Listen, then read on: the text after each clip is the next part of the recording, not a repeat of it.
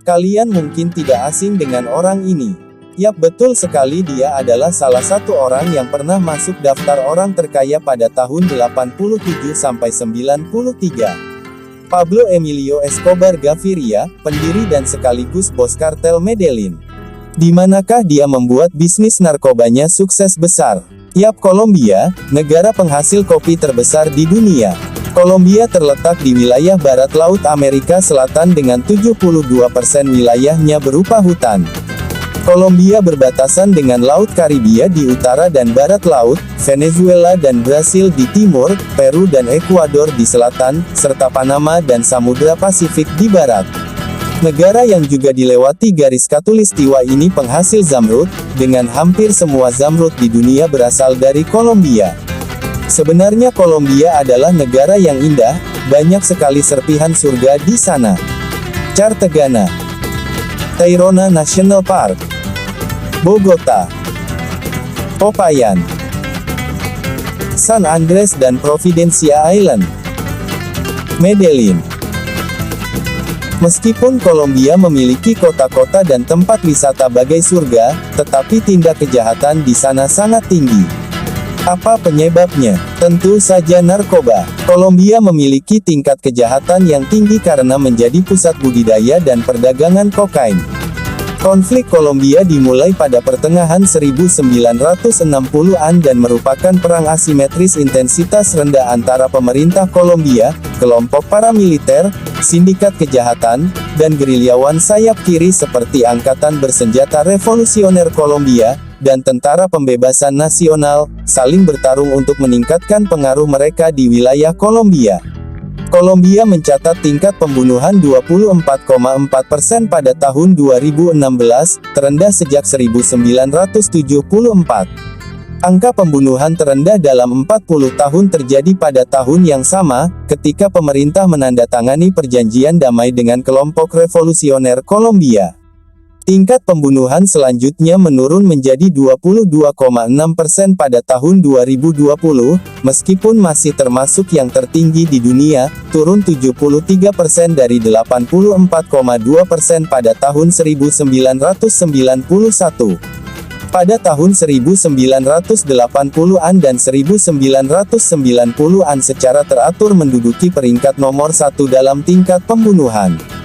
Sekarang kita menuju ke Medellin, salah satu kota surga di Kolombia, yang sekaligus jadi sarang raja narkoba kala itu. Pada tahun 1960, terbentuklah kartel Medellin yang diprakarsai oleh Escobar, dalam artian kartel adalah organisasi yang bergerak di bidang narkoba. Kartel Medellin pernah merajai pasar narkoba khususnya jenis kokain. Di Indonesia sendiri, kokain ini adalah narkoba golongan 1 yang sangat berbahaya.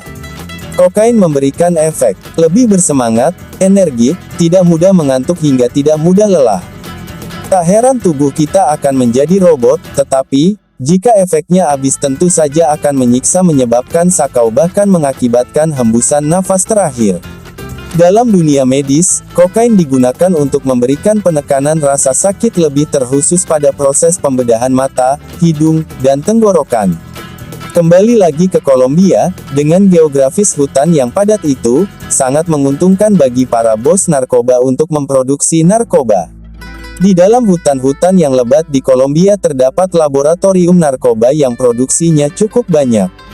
Seperti laboratorium milik Escobar yang dapat menghasilkan 5.000 kg per minggu, 700 kg lebih per hari. Pantas saja dia menjadi salah satu orang terkaya di dunia.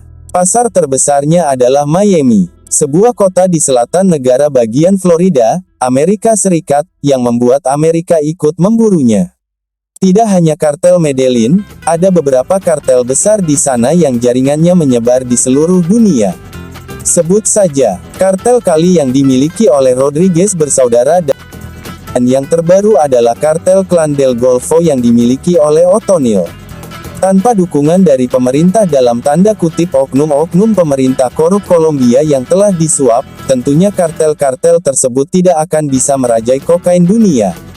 Salah satu fakta menarik yang pernah ditemukan adalah, lahan yang digunakan untuk memproduksi narkoba 70% di bawah wewenang kelompok sayap kiri Tentara Revolusioner Kolombia.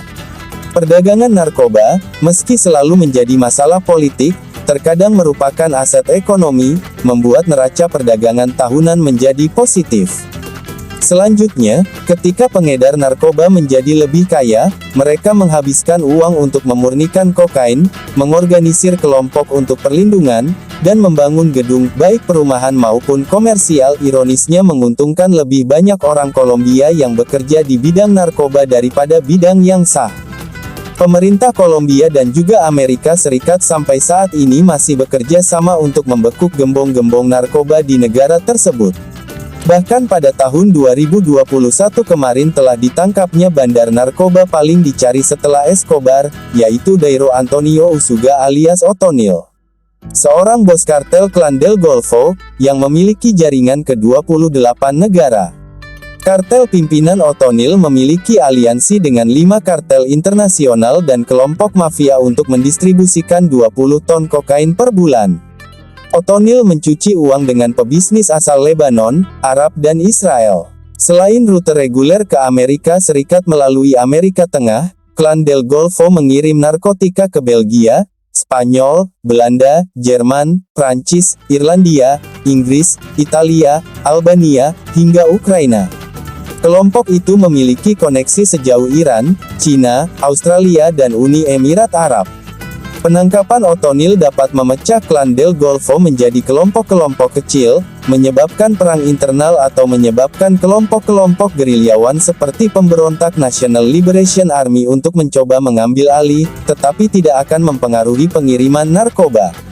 Menurut Kantor Kebijakan Pengawasan Obat Nasional AS, tanaman koka di Kolombia meningkat menjadi 245.000 hektar pada tahun 2020, meningkat 15% dari 212.000 hektar budidaya koka pada tahun 2019.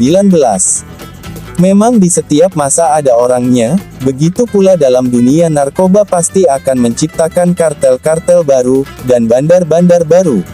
Kolombia adalah contoh dari suksesnya bandar-bandar narkoba menguasai negaranya. Oleh sebab itu, mari kita jauhi narkoba. Hanya satu yang bisa menghentikan gembong-gembong narkoba bereinkarnasi, yaitu dengan menghentikan permintaannya, dimulai dari diri sendiri dan keluarga. Terima kasih telah menonton sampai habis video informasi dari kami. Jangan lupa untuk subscribe, like, komen dan share ke teman-teman kamu, agar mereka tidak ketinggalan informasi menarik dari channel Matra Mantik.